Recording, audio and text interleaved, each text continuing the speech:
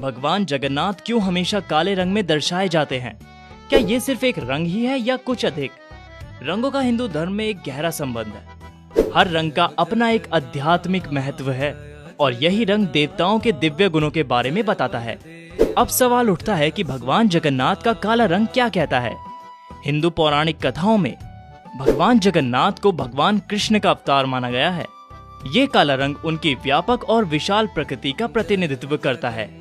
ये रंग अनंत और रहस्य से जुड़ा होता है, जो कि मानव समझ के परे है। इस काले रंग को देखकर हम भगवान की अनंत शक्ति और ऊर्जा का एहसास कर सकते हैं।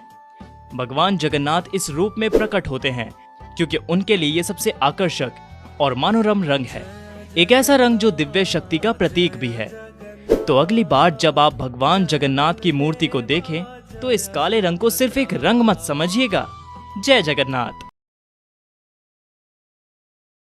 कृष्ण के गोलोकवास के बाद उनके हाट का क्या हुआ? द्वारका शहर के विनाश के बाद भगवान कृष्ण वन में गए और एक पेड़ के नीचे बैठ गए। तभी जरा नाम के एक शिकारी ने श्री कृष्ण के हिलते हुए पैरों को हिरण समझकर तीर चला दिया और कृष्ण ने देह त्याग कर गोलोक प्रस्थान किया। उसके बाद पांडवों ने उनका अग्नि संस्कार किया। कृष्ण का शरीर 5 तत्वों में विलीन हो गया, लेकिन उनका दिल बिना छुआ रह गया। अर्जुन इस दृश्य को देखकर भ्रमित हुए और उन्हें समझ नहीं आया कि क्या करें। तब एक दिव्य आवाज ने प्रकट होकर कहा कि कृष्ण का दिल ब्रह्मांड के दिव्य तत्वों से बना है। उसने अर्जुन को निर्देश दिया कि दिल को समुद्र में डाल दे। धाराओं द्वारा ले जाते हुए ये दिल एक नीम के पेड़ से जुड़ गया। वो दिल चमकदार नीले प्रकाश के साथ चमक उठा और दिल लॉर्ड जगन्नाथ में परिवर्तित हो गया। हर 12 साल में पुरी के जगन्नाथ मूर्तियों के परिवर्तन के दौरान शहर अंधकार में डूबा रहता है। आंखों पे पट्टी बांधे पुजारी ध्यान से एक मूर्ति से दूसरी मूर्ति में दिल को ट्रांसफर करते हैं। इस पवित्र एक्ट के दौरान वे कसम खाते हैं कि वे अपने हाथ में दिल को धड़कता हुआ महसूस कर सकते हैं।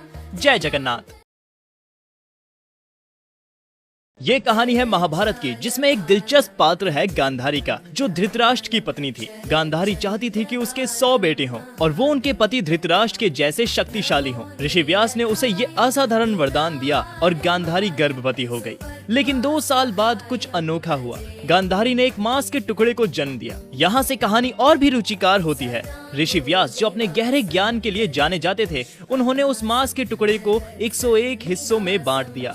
फिर हर एक हिस्से को अलग अलग बर्तन में रख दिया, जो एक रहस्यमय द्रव्य से भरा हुआ था। 9 महीने इंतजार करने के बाद एक अद्भुत घटना घटी। दुर्योधन पहले बर्तन से जन्मा। उसके बाद बाकी के 99 बेटे और एक बेटी एक साथ बाकी बर्तनों से जन्मे। कुछ रिसर्चर्स का कहना है कि ये प्राचीन कहानी क्लोनिंग और टेस्ट ट्यूब बेबीज जैसे उन्नत विज्ञान की समझ को दर्शाता है, जो कि महाभारत के समय में थी। अगर आप भी मानते हैं कि प्राचीन भारत साइंस एंड टेक्नोलॉजी में बहुत आगे था, तो कमेंट में जरूर लिखें और शेयर करना ना भूलें। हरे कृष्णा।